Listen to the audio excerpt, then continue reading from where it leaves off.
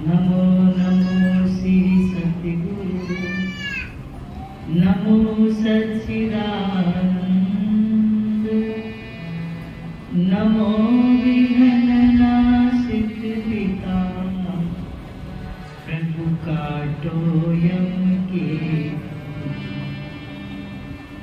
यादव माधव दीन दयाल, कृष्णं वंदे जगद्गुरुं, सुख के दाता दुख भंजनम, देवकी नंदन तुम शरणं,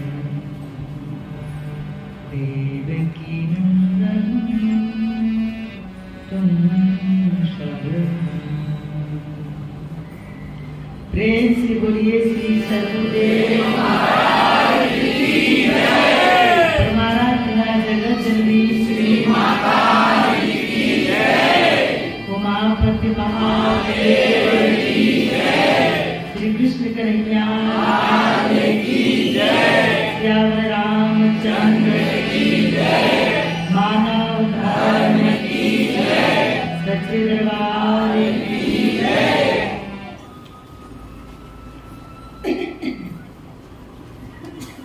उपस्थित मंच पर विराजमान आदरणीय भाईजीगण, आदरणीय उपस्थित प्रेमी सज्जनों, भक्तिमती प्यारी माताओं बहनों, परम प्रभु श्री गुरु महाराज जी के श्री चरण कमलों की छत्र छाया में बैठ करके हम सभी लोग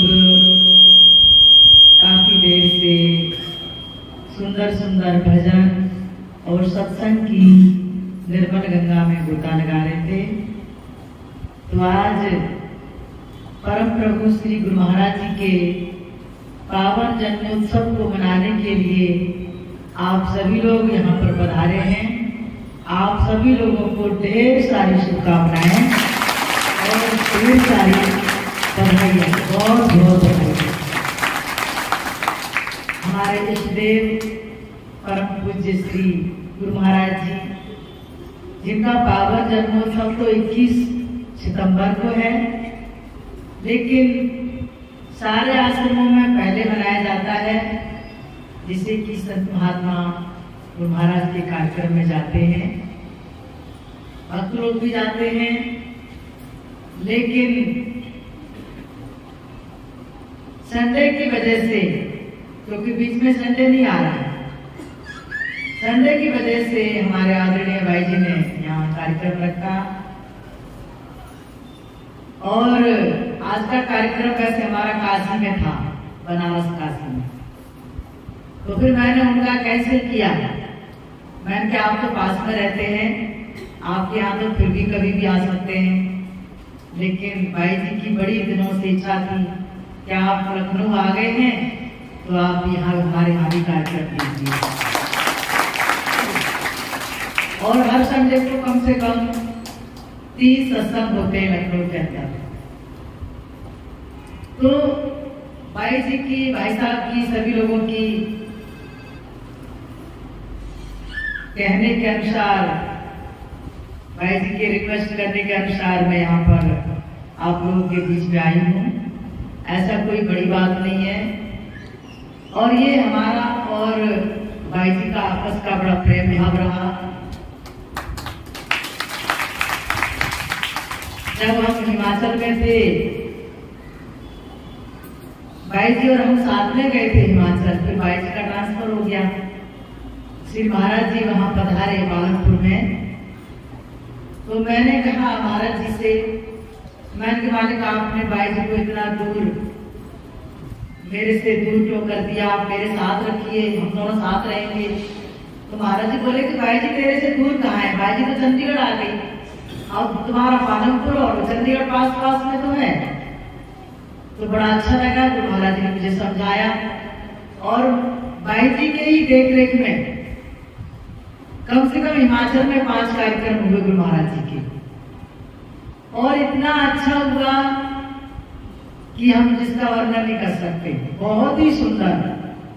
भाई जी बहुत मेहनती हैं, हिमांगी भाई जी, कार्तिकेय भाई जी, इनके साथ वाले भाई जी लोग, सभी भाई जी लोगों ने हमारा इतना बढ़ चढ़ के साथ दिया कि मुझे तो ये भी पता नहीं है कि क्या हो रहा है, सारा भाई जी संभाल लेते हैं। तो इतने मेहनती और कर्मठ भाई जी आप लोगों के बीच में आए हैं, जैसे कि महात्मा हीरा भाई जी थे, जिन्होंने बड़ा मेहनत किया और इतना भव्य आश्रम यहाँ पर बनाया। वैसे ही महात्मा कार्तिकेय भाई जी भी हैं, जो आपके बीच में गुरु महाराज जी ने भेजा है। आश्रम का निर्माण तो हो गया, लेकिन ज्ञान का प्रचार बहुत जरूरी है। श्री महाराज जी कहते हैं कि जो मेरे ज्ञान का प्रचार करता है वह मुझे प्राणों से भी ज्यादा प्यारा होता है। तो श्री महाराज जी का यही संदेश, ज्ञान का संदेश, भक्ति का संदेश हमें घर घर में पहुंचाना है, घर घर में फैलाना है। तो आज श्री महाराज जी के इस पावन जन्मोत्सव को हम भोपाल आश्रम के अंदर मना रहे हैं। तो मैं पहले एक बधाई सुनाऊंगी, सभी लोग साथ देंगे। बोलिए श्री सद्गुरुदेव महाराज जी की जय। आया प्रभु का जन्मदिन आया, हंस भवना में आनंद छाया। आया प्रभु का जन्मदिन आया, हंस भवना में आया।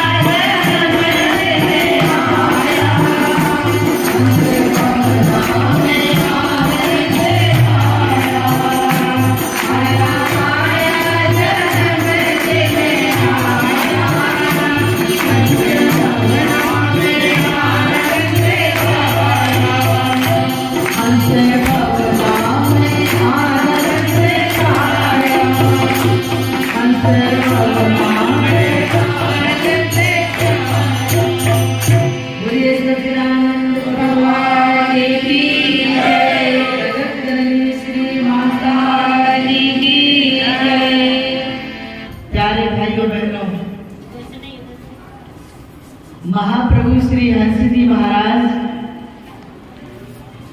जगत जननी श्री मां के जीवन में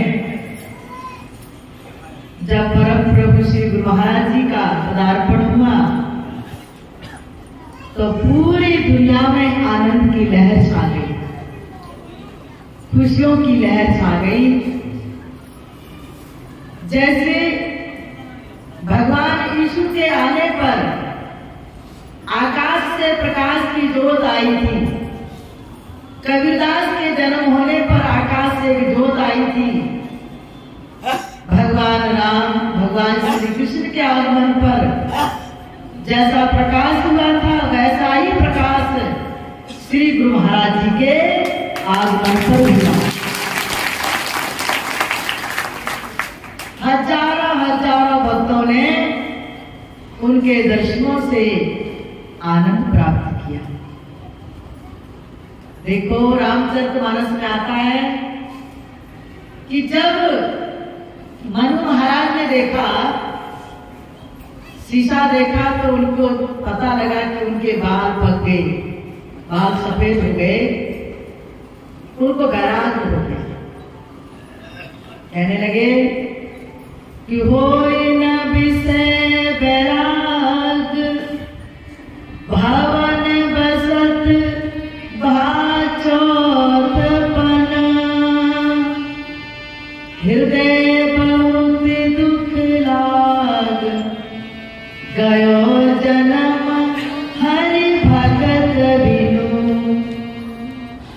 मन महाराज ने देखा कि अरे मेरे बाल पके, चौथी अवस्था आ गई, पर मन को वैराग नहीं होता। इस भवन में रहते रहते चौथी अवस्था आ गई, पर विषयों से मन तृप्त नहीं होता। इसलिए उनको बड़ा दुख लगा, हृदय बहुत दुख होए, गयो जन्म हरि भगत बिनु। कि हृदय में इतना दुख हो रहा है कि प्रभु के भजन के बगैर ये जीवन ही ऐसे ही चला गया।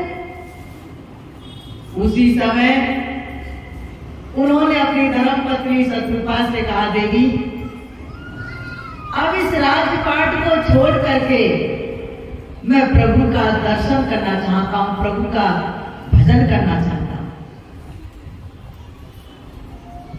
माता शत्रुपा कहने लगी कि स्वामी जहां आप जाएंगे वहां मैं जाऊंगी, मेरा भी यहां रहने का क्या काम है।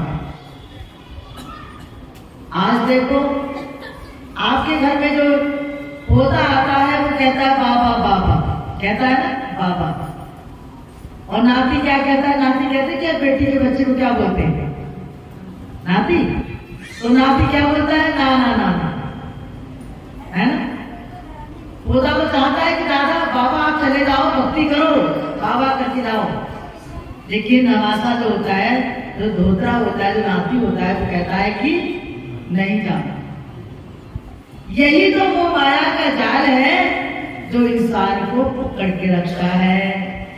इन्हीं जंजालों में, इन्हीं मोह माया के जाल में जीव फंस के रह जाता है। लेकिन मनु महाराज ने उसी समय अपने पुत्रों को बुलाया। उनके दो पुत्र थे, उत्तानपाद और सत्यव्रत।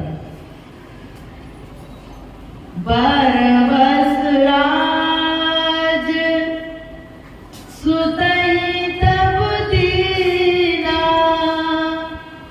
नारी समेत गवन बन कीना। अपने पुत्रों को बुला करके जबरदस्ती राजपाट सौंपा। पुत्र भी ऐसे धर्मात्मा जो कहते नहीं पिताजी आप ही संभालिए,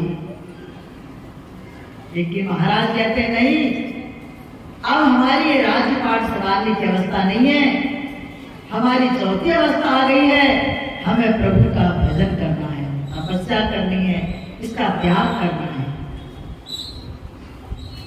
सब कुछ त्याग करके बरबस राज सुतई तब दीना, और कहते हैं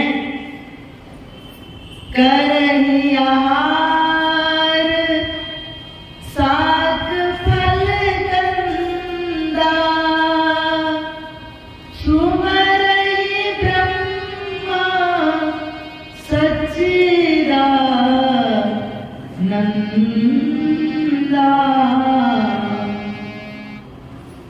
उन्होंने सबसे पहले अन्न को त्यागा, फ्रूट के फलों के आधार पर तपस्या करने लगे, फिर फलों को भी त्याग दिया, फिर पत्ते खाकर तपस्या करने लगे, फिर पत्तों को भी छोड़ दिया, पानी के आधार पर तपस्या करने लगे, पानी भी त्याग दिया, फिर हवा के आधार पर तपस्या करते हैं। और इसी तरह से कई हजार वर्ष उन्होंने तपस्या की।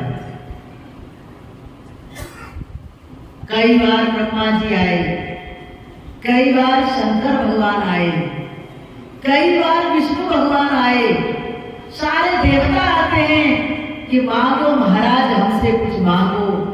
शंकर भगवान कहते हैं हमसे मांग लो राजन। लेकिन राजा रानी ने अपना ध्यान नहीं छोड़ा, अपनी आंखें नहीं खोली। अब आप बताओ, ब्रह्मा विष्णु महेश आए, तीनों आ गए ना, तो फिर कौन से देव रह गए जिनके दर्शनों के लिए वो ललायत हैं? विचार करने की बात है ये। और ये मेरी बात नहीं है, रामचरितमानस में बालकांड में लिखा है कि कई बार ब्रह्मा विष्णु महेश आए, पर राजा रानी ने आंखें खोल के उन्हें देखा तक नहीं।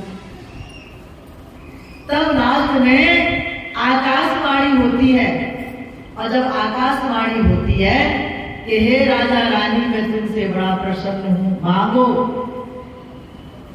तो राजा बड़े चतुर थे, कहने लगे महाराज,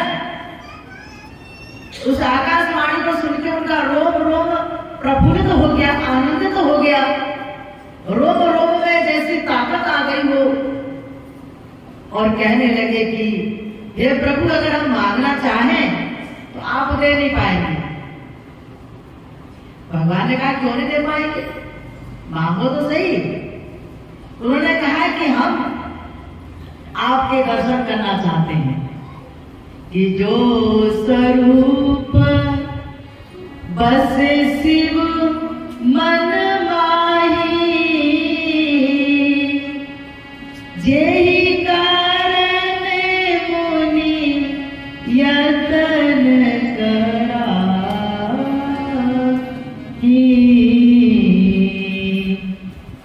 सो स्वरूप देखहि भर लोचन,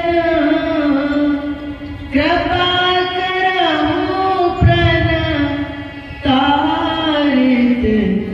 मोचन। क्या कहते हैं? हे प्रभु, हम आपका दर्शन करना चाहते हैं। कौन सा दर्शन? और आप अप्रगट हैं, निर्गुण हैं, निराकार हैं, आप अजन्मा हैं, तो भला हमें दर्शन कैसे दे सकते हैं आप? हम वो रूप देखना चाहते हैं जो शंकर जी अपने ध्यान में देखते हैं, जो ऋषि मुनि अपने ध्यान में देखते हैं। तो ध्यान में किसे देखते हैं भाई? ध्यान में क्या ब्रह्मा विष्णु शंकर जी को देखते हैं? नहीं, जो हंस हमारे अंदर है उसी हंस का दर्शन अंदर करते हैं। तो मनु महाराज कहते हैं कि मैं वो देखना चाहता हूं प्रभु जो शंकर जी के ध्यान में आप दर्शन देते हैं, मैं वो रूप को देखना चाहता हूं। सो स्वरूप देखो भर लोचन, कृपा करो प्रण तारक मोचन। ये प्रण के पालन करने वाले, मेरे पर कृपा करो और मुझे वो दर्शन देना चाहते हो तो दे दो, नहीं तो मेरी भी मतलब मेरी जो कामना है वो भी झूठी है और ऐसा हो भी नहीं सकता। भगवान ने कहा ऐसा क्यों नहीं हो सकता?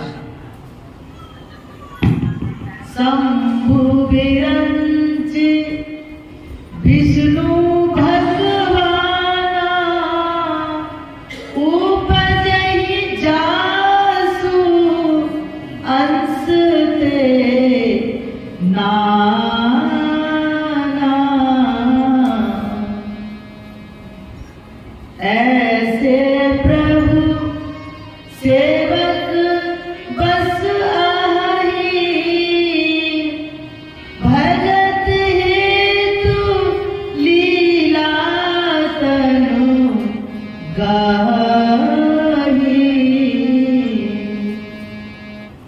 भगत हेतु लीला तनु गाई।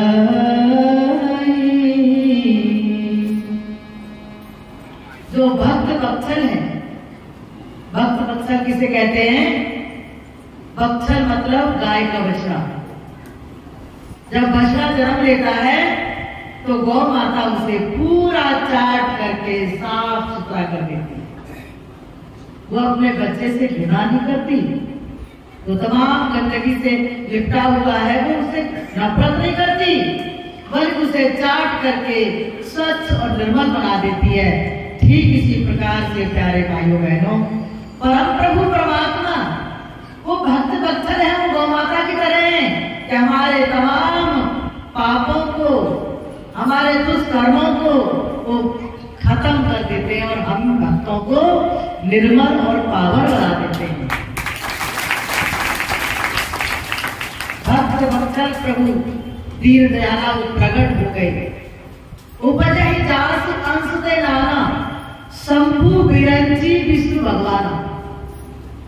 जिस सत्य ब्रह्म से ब्रह्मा विष्णु महेश की उत्पत्ति हुई है वो प्रभु प्रकट हुए। तो वो कौन है बताओ? हम तो सोचते थे कि खाली ब्रह्मा जी सृष्टि की रचना करते हैं, विष्णु भगवान सृष्टि का पालन करते हैं, शंकर भगवान सृष्टि का संहार करते हैं। केवल 3 देवों को मानते थे हम, है ना? लेकिन ये चौथे देव हैं हंस प्रभु, जिनका ध्यान ब्रह्मा विष्णु महेश भी करते हैं। और वह हंस प्रभु वहां प्रकट हुए। उस प्रेम के कारण मनु शत्रुपा माता के प्रेम के कारण प्रकट हो गए। और जब प्रकट हो गए तो राजा रानी ने जी भर के दर्शन किया, जबकि दर्शन तो वो अंदर भी कर रहे थे। लेकिन जब बाहर दर्शन हुए तो वो अपने सुध-बुध भूल गए कि चांद से उनकी तस्वीर लेना कम निगाहें नहीं है तो क्या है। चांद पर दाग देखा है सबने, उनके चेहरे पे धब्बा नहीं है। मेरी हर श्वास में तुम ही तुम हो, ये हकीकत है धोखा नहीं है। हर श्वास में हम हंस प्रभु के नाम का सुमरण करते हैं, हंस प्रभु का दर्शन करते हैं अपने अंदर। लेकिन वही जब प्रकट हुए बाहर तो राजा रानी ने कहा, प्रभु हर श्वास में हम आपका सुमरण करते थे, हर श्वास में हम आपका ध्यान करते थे, अपने मन मंदिर में आपका दर्शन करते थे, लेकिन इन आंखों से देखना चाहते थे। जबकि कृष्ण भगवान कहते हैं, हे अर्जुन, इन चरण चक्षुओं से मेरा दर्शन नहीं होता। और मनु महाराज ने इन आंखों से बाहर दर्शन किया तो प्रकट हो गए ना। जिम दूध के मथन से मिलता है घी जतन से, जिम ध्यान के धरन से पार ब्रह्म लो निहारा। जैसे दूध में मक्खन है पर नजर नहीं आता, जब उसे मथते हैं मथते मथते दूध मक्खन अलग अलग हो जाता है, मक्खन ऊपर आ जाता है। ठीक इसी प्रकार से ध्यान करते करते, सुमरण करते करते जो हंस प्रभु का जो साक्षात्कार है वो हृदय में प्रकट हो जाता है। तो प्यारे भाइयों बहनों, हम सबको भी आज प्रभु ने वह ज्ञान दिया जो हम अपने अंदर उनका सुमरण और दर्शन करते हैं। जब मनु महाराज ने दर्शन कर किए तो बड़े आनंद से प्रफुल्लित हो गए। अब भगवान कहते हैं कि अब तो मांगो, अब तो मैंने दर्शन दे दिए, अब तो मांग लो। तो मनु महाराज कहते प्रभु और तो हमें कोई लालसा है ही नहीं, हमारे सब कुछ था, राजपाट, बेटा पोता, बहू है, बेटियां, सब कुछ है, क्या मांगे हम आपसे? दर्शनों की लालसा थी और कोई नहीं, वो पूरी कर दिया आपने। लेकिन भगवान कहते नहीं, मैं आया हूं तो कुछ दे के जाऊंगा, मांग लो, ऐसे नहीं जाऊंगा। तो अब जब बार बार भगवान कहने लगे मांगो मांगो, तो फिर मनु महाराज कहने लगे प्रभु आप बार बार कह रहे हैं तो ऐसा करो, आप देना ही चाहते हैं तो हमें अपना जैसा पुत्र दे दीजिए, अपना जैसा। तो भगवान ने कहा बड़े चतुर हो, एक बार प्रणाम करके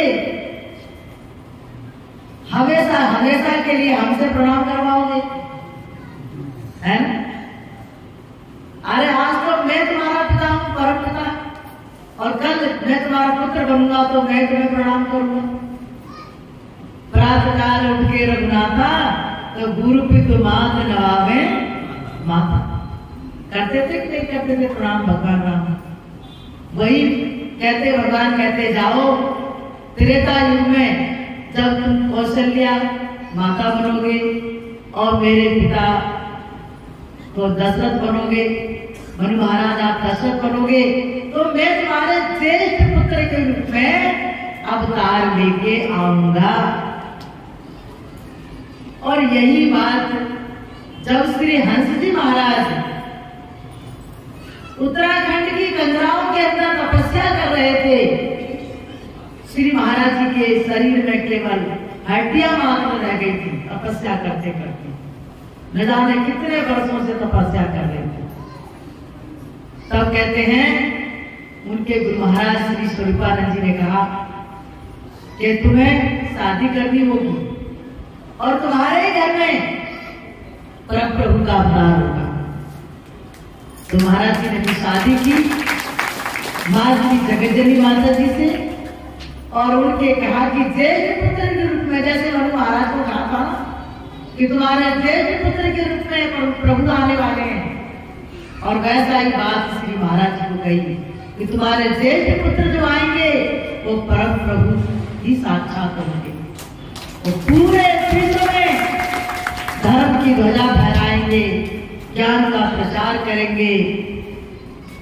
तो देखो जब श्री महाराज जी, हमारे गुरु महाराज जी जब माँ की माता जी के गर्भ में थे, तो श्री हंस जी महाराज अपने हाथों से पीला कपड़ा ला करके अपने हाथों से झगुलिया बना रहे थे, महाराज जी का कुर्ता सिल रहे थे। तो जगतजननी माता जी ने पूछा महाराज जी ये क्या बना रहे हो, पीले कपड़े से ये क्या सिल रहे हो हाथ से? तो महाराज जी ने क्या कहा श्री महाराज ने कि तुम्हें नहीं पता मेरे घर में एक ऐसी महाशक्ति का अवतार होने वाला है कि मैं चाहता हूं कि पहला कपड़ा मेरा हाथ का पहने। तो श्री महाराज जी ने श्री महाराज जी को अपने हाथों से सुई से अपने हाथों से कपड़ा सिल करके पहनाया। हमारे पिताजी बड़े पुराने प्रेमी थे श्री महाराज के समय के। जब महाराज जी 2.5 साल के हुए, आनंद कंद श्री सतपाल जी महाराज तो कहते हैं, हंस जी महाराज कहते हैं कि भाई भले मुझे कोई गिरवे रख ले, पर मैं बाल भगवान की शोभा यात्रा निकालना चाहता हूँ। महाराज जी को छोटे जब थे तो बाल भगवान कहते थे, कहा मुझे गिरवे रख लो, पर मैं बाल भगवान की शोभा यात्रा निकालना चाहता हूँ। और महाराज जी को रथ में बिठाया था और श्री हंस जी महाराज पैदल चल रहे थे, और महाराज जी को रथ में बिठा करके मुकुट पीतांबरी पहना करके बहुत बड़ी यात्रा निकल रही थी। और किसी को पता है कि नहीं, लोग फूल बरसाते रहे पूरे रास्ते महाराज जी के रथ के ऊपर। तो एक विद्वान था, वो कहने लगा कि देखो क्या तमाशा बना रखा है, 2.5 साल के बच्चे की शोभा यात्रा निकाल रहे हैं, मुकुट पहनाया, पीतांबर पहनाया है, और वो महाराज जी के रथ के पीछे पीछे वो भी चल पड़ा। जब महाराज जी रथ से उतरे और छत पर खेलने गए तो वो पीछे पीछे वो विद्वान भी चला गया। तो महाराज जी से कहने लगा वो विद्वान कि लोग आपको भगवान कह रहे हैं, क्या भगवान है? उन्होंने कहा नहीं, तो मैं तो भगवान नहीं हूं। तो फिर आपकी यात्रा है, फिर किस लिए क्या रहे हैं? क्या मैं आपसे कोई गीता का श्लोक पूछूं? महाराज ने कहा पूछो। 2.5 साल के थे उस समय। जब उस विद्वान ने एक श्लोक पूछा तो महाराज जी ने पूरी गीता ही सुना दी उसको, पूरी गीता। जैसे कि द्वापर में श्री कृष्ण को सुनाई, वैसे ही पूरी गीता उस विद्वान को सुना दी। वो गुरु महाराज जी के चरणों में नतमस्तक हो गया, मान गया कि सचमुच में कोई महान शक्ति है जो इस संसार में अवतार लेकर के आई है। तो प्यारे भाइयों बहनों, संसार में प्रभु का अवतार हर युग में होता है, पर उनकी कृपा से ही उन्हें कोई पहचान पाता है।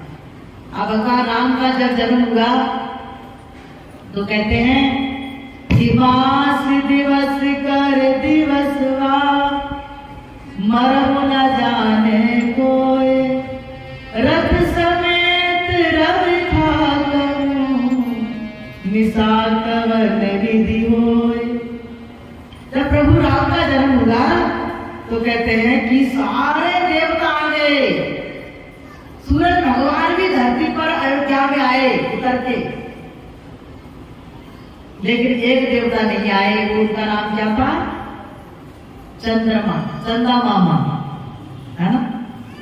और चंदा मामा 10 महीने के बाद आए तो भगवान के चरणों में रोने लगे, चरण पकड़ करके। कहा प्रभु मैं कितना भागा हूं कि जब आपका जन्मोत्सव, जब आपका जन्म हुआ तब सारे देवता आए, ब्रह्मा जी भी आए, शंकर जी भी आए, सारे देवता आए, सूरज देवता भी आए, पर मैं नहीं आ पाया क्योंकि जहाँ सूरज होता है वहां चंद्र देवता का प्रकाश दिखाई नहीं देता। ये प्रभु अब सूरज भगवान चले गए हैं तो मैं आपके दर्शन करने आऊं। तो पालने में छोटे से पड़े हैं, तो सो रहे हैं, और जब भगवान के चरणों को पकड़ करके चंदा मामा रोने लगे तो भगवान ने कहा जाओ चिंता मत करो चंद्रमा, मेरा जन्म तो सूर्यवंश में हुआ है, पर मेरे को लोग श्री रामचंद्र कहेंगे। अपने नाम के पीछे चंद्र लगा लिया, है ना।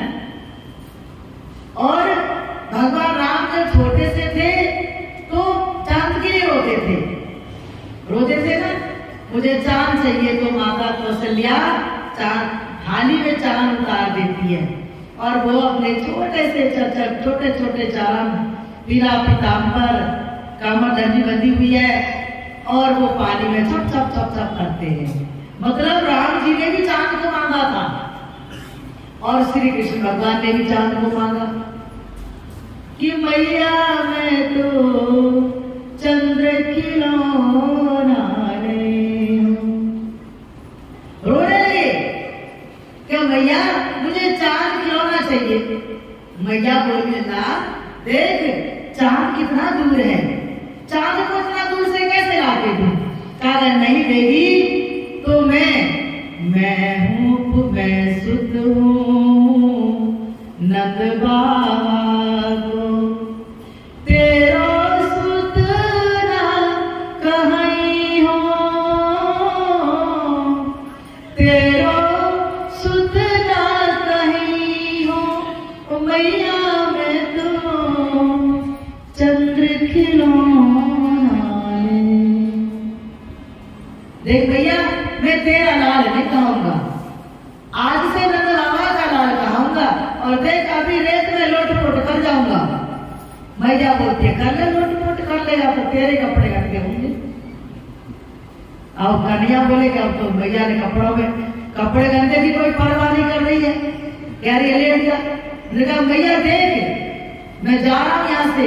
कहा ना देख जा मत, अगर चांद से भी सुंदर कोई और चीज मिल जाए तो कहा मैया फिर तो कोई बात ही नहीं, चंदा को नहीं लगता फिर मुझे बताओ और चांद से सुंदर क्या चीज है। कहा चांद से भी सुंदर है राधा रानी, और राधा रानी चांद से भी सुंदर है। तो फिर भैया फिर तो मेरा जल्दी से ब्याह कर दे। और छोटे से वो 3 साल के, और चांद छोड़ दिया और राधा रानी के पीछे पड़ गए, जल्दी से ब्याह कर दे रहो। और कहते हैं नंद बाबा से, कहते बाबा जल्दी से बारात तैयार करो, मुझे राधा रानी से शादी करने जाना है। और आज देखो जब कलयुग में गुरु महाराज जी आए तो अपने जन्मदिन से पहले वो चांद पर पहुंच गए। समझ लो हमारा भारत पहुंच गया, चंद्रयान पहुंच गया। राखी से पहले ही कहते धरती माँ ने अपनी राखी चंदा मामा को भेजी। तो कहते हैं कि चंदा मामा दूर के, पहले बोलते थे ना चंदा मामा दूर के, अब चंदा मामा हो गए टूर के। तो भगवान गुरु महाराज साक्षात आज धरा पर आए हैं और अपने जन्मदिन से पहले देखो हम सबको कैसी सुंदर बधाई दे दी गुरु महाराज जी ने कि आज हमारा भारत चांद पर पहुंच गया। जो चांद का जो रिश्ता है वो जन्म जन्म से है, धरती जब से धरती में तब से चांद है। और कहते हैं कि अनुसुईया माता के पुत्र हैं चांद देव, तो मतलब धरती के ही हो गए ना। तो वास्तव में महान पुरुषों का जो संकल्प होता है, जो विचार होता है, वो कभी ना कभी पूरा हो जाता है। तो आज देखो चांद भी मिल गए और राम भी मिल गए। मोदी जी की कृपा है सब लोग। अयोध्या में श्री राम भी मिल गए, हमें राम और चंद्र दोनों मिल गए कि नहीं मिले। तो वास्तव में आज गुरु महाराज जी इस तरह पर आए हैं और देश विदेशों में आत्म ज्ञान की चर्चा कर रहे हैं। कितने असंख्य भक्तों का उद्धार कर रहे हैं नाम का ज्ञान दे करके। तो वास्तव में कैसे कैसे महान पुरुष हमारी इस पावन भूमि पर जन्मे, जिन्होंने महान पुरुषों को भी इस धरती पर उतार दिया, जैसे कि मनु महाराज, माता शत्रुपा, माता श्री जगत जननी महाप्रभु श्री हंस जी महाराज, नंद बाबा, यशोदा रानी, जिन्होंने त्रिलोकी के नाथ प्रभु को अपनी इस पावन धरती पर उतारा। सुना है दीन दुखियों पर जब अत्याचार होता है तभी संसार में भगवान का अवतार होता है। तो संसार में जब होए धर्म की हानि तो बाढ़ ही असुर अधम अभिमानी, तब धरे प्रभु विविध शरीरा, हरे कृपा निधि सज्जन पीरा। कि जब अधर्म अत्याचार करता है तब प्रभु का अवतार होता है और दुष्टों का नाश करने के लिए भगवान धराधाम पर आते हैं और ज्ञान का प्रचार करते हैं। लखनऊ के अंदर आप जाके देखिए, वहां के प्रेमियों में सत्संग प्रचार के प्रति इतना प्रेम है कि इतना प्रेम हमने कहीं नहीं देखा। हम पहाड़ों में रहते थे तो बहुत कम सत्संग होते थे, जबकि हम एक ही जगह पर 17 साल रहे, एक ही आश्रम पर 17 साल, लेकिन कार्यक्रम सत्संग बहुत होते थे, बहुत कम होते थे। कोई महीना में होता था, कोई 15 दिन में एक सत्संग होता था। लेकिन यहाँ तो इतना प्रचार है कि एक दिन में 4-4, 5-5 सत्संग होते हैं। अब एक प्रेमी हमारे पुष्पराज तिवारी है, ब्राह्मण है, मैंने उनको बोला कि भाई आप हर शुक्रवार को सत्संग करते हैं, आप महीना का 1 कर लीजिए, ज्यादा 2 कर लीजिए। तो तब फोन पर तो चुप पड़ गए, लेकिन शाम को अपने पूरे परिवार को लेके आए और रोने लगे, कहने लगे नहीं भाई जी हमारा सत्संग मत छोड़ना, हमारे चारों शुक्रवार संत महात्मा घर में आते हैं, सत्संग होता है, तो हम उस घड़ी से बड़ा तो इसको घड़ी नहीं मानते। और बोले स्वयं श्री महाराज जी ने मुझे ध्यान में कहा कि तू अपने घर में हर सप्ताह सत्संग करवाना। तब से मेरा सत्संग हो रहा है और ये सत्संग मेरे मरने के बाद ही बंद होगा। मैंने कहा धन्य गुरु महाराज जी, कैसे कैसे बात करें। तो ऐसे लगता है कि हर महीना का प्रेमियों ने सत्संग बांध रखा है, हर सप्ताह का सत्संग लोगों ने बांध रखा है और कम से कम 7-8 हजार प्रेमी है वहां पर लखनऊ के अंदर। तो मैंने सोचा देखो कि महाराज जी की क्या लीला है, कैसा चमत्कार कि हम तो सत्संग करना भूल ही गए थे पहाड़ों में, बहुत कम सत्संग होते थे। अब ऐसी जगह भेज दिया कि यहाँ इतने सत्संग है कि ना सोने का टाइम ना खाने का टाइम, रात दिन सत्संग में भागते रहते हैं हम लोग। तो वास्तव में शायद आपका यहाँ भोपाल में भी ऐसा ही होगा। लखनऊ उत्तर प्रदेश की राजधानी है और आपका भोपाल पूरा मध्य प्रदेश की राजधानी है। शायद यहाँ भी ऐसे सत्संग होते होंगे, ऐसा ही ज्ञान का प्रचार होगा। यहाँ बड़े बड़े संत महात्मा रहे हैं, सबने ज्ञान का प्रचार किया होगा। होते हैं कि नहीं हर महीना सत्संग प्रेमियों में? होने चाहिए हर महीना। इतने प्रेमी हैं, अगर महीना का एक सत्संग भी रखेंगे तो नंबर ही नहीं आएगा। और इतने अच्छे अच्छे सत्संग करने वाले संत महात्मा आपके बीच में आते हैं, रहते हैं और रहते रहे हैं, उनको भी आनंद मिलेगा। क्योंकि संतों की जो प्राग है, गुरु महाराज जी की जो प्रसन्नता है, वो ज्ञान के प्रचार में है। अगर ज्ञान का प्रचार नहीं होता है तो एक दिन काटना भी बड़ा मुश्किल होता है। अब पालनपुर में हमारा इतना बड़ा जंगल था, कम से कम 30 बीघा का जंगल था। श्री महाराज जी कितनी बार आते थे? जब कार्यक्रम हुआ, उद्घाटन हुआ था, 18 दिन महाराज जी हमारे पास रहे। 18 दिन। तो माता जी कहने लगे महाराज जी से कि महाराज जी आपको पता भी है कि आपको पालनपुर में 18 दिन हो गए? तो महाराज जी कहते मुझे 18 दिन हो गए यहाँ पर, मुझे तो पता ही नहीं चला। ना वहां कोई सत्संग, ना कोई प्रचार, पर प्रेमी लोग इतना प्यार करते थे, इतनी मर्यादा थी, इतना अनुशासन था उनके अंदर कि महाराज जी ऐसे घूमते रहते थे। लेकिन जब तक मैं उनको नहीं कहूंगी प्रणाम कर लो, तब तक वो प्रणाम नहीं करते थे। तो इतना संतों का आदर सम्मान करते थे और इतना आज्ञा का पालन करते थे। और इतना बड़ा जमीन था, वहां सेवा करते थे। और भी हमारे पास 3-4 आश्रम थे, हम जगह जगह वहां भी सत्संग प्रचार में चले होते थे। और अगर ना भी होता था तो हम जाते थे, प्रेमी अपना माइक साथ में रखते थे, अचानक से छापा मारते थे और उनके घर में माइक लगाया, महाराज जी का फोटो लगाया, चलो भाई सत्संग कर दो। तो सारे परिवार के मोहल्ला के लोग आ जाते थे, सत्संग हो जाता था। ठीक इसी प्रकार से गुरु महाराज जी की कृपा से वहां पर प्रचार धीरे धीरे बढ़ा, जबकि वहां बहुत कम प्रेमी थे। तो जब गुरु महाराज जी आए तो पूरा हॉल खचाखच भर गया प्रेमी भक्तों से। दर्शन करने के लिए आए तो महाराज जी बोले ये प्रेमी सब कहाँ से आए, इतने सारे लोग कहाँ से आ गए? यहाँ तो प्रचार था ही नहीं। मैंने सब मालिक आपकी कृपा से। तो वहां के भक्तों ने इतना साथ दिया ज्ञान के प्रचार में, तो एक दिन गुरु महाराज जी की आत्मा को भी प्रसन्न कर दिया। तो वास्तव में वह ऐसा भूमि था जहां पर सारी देवियों का, ज्वाला देवी, चिंतपूर्णी, कांगड़ा वाली माता, बगुलामुखी, बहुत सारी माताओं का वहां पर क्षेत्र था। और ऐसी माताओं के बीच में हमारे परम पूज्य माता श्री आराध्या जी का भी जन्म हुआ। आराध्या माता जी जो बड़े सीधे साधे भोले वाले देखने में लगते, वो करुणामयी है, बड़े ममतामयी है, बड़ा प्यार है उनके हृदय में अपने भक्तों के लिए। तो हम बड़े भाग्यशाली हैं कि ऐसे स्थान पर गुरु महाराज जी ने हमें रखा, जहाँ पर रह करके भी मतलब पहाड़ों में जहाँ की 100 किलोमीटर जाएंगे तब जाकर के एक प्रेमी मिलता था। तो ये तो आपका बहुत ही बड़ा शहर है, बहुत सारे प्रेमी हैं। तो मेरा तो आप लोगों से यही कहना है कि आप साप्ताहिक सत्संग रखें, महीना के सत्संग रखें, उसमें कोई खर्च नहीं ज्यादा होता। ज्ञान के प्रचार हेतु जो प्रसाद आता है उस प्रसाद से ही आप सत्संग कर सकते हैं। माइक लगा, माइक आश्रम से जाता ही है, गाड़ी जाती है, संत महात्मा जाते हैं, सत्संग का प्रचार करो। गुरु महाराज जी का उद्देश्य ही सत्संग का, ज्ञान का प्रचार है। आप जपे औरों को जपावे तो नानक निश्चय मुक्ति पावे।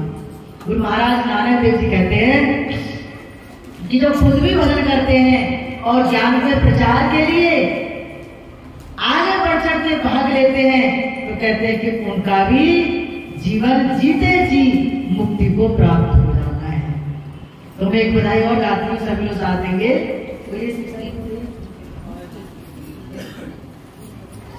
बोलिए सच्चिदानंद भगवान की।